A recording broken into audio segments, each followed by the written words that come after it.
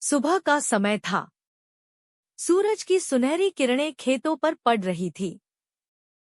चारों ओर हरियाली थी। खेतों में फसलें पक कर तैयार थीं।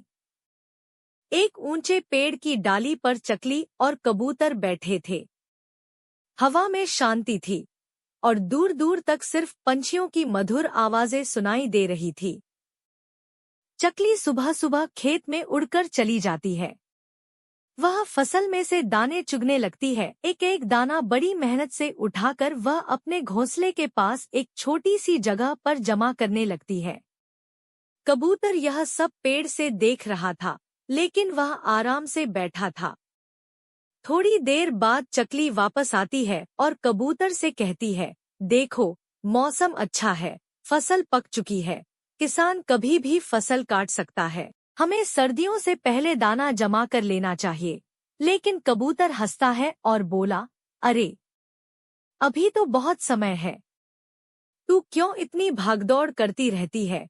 और फिर वह मजे से अंगड़ाई लेता है और हंसते हुए नाचने लगता है, जैसे वह बहुत व्यस्त हो। चकली ने उसकी बातों पर ध्यान नहीं दिया। वह रोज उड़कर खेतों से दाने लाती रही और धीरे धीरे उसने एक अच्छा खासा भंडार जमा कर लिया।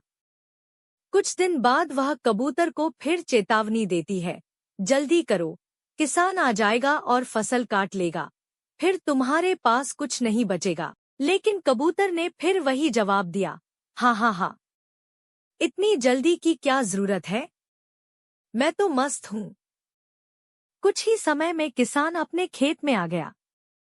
उसने हंसिए से फसल काटना शुरू किया। देखते ही देखते पूरा खेत खाली हो गया। अब वहां एक भी दाना नहीं बचा था।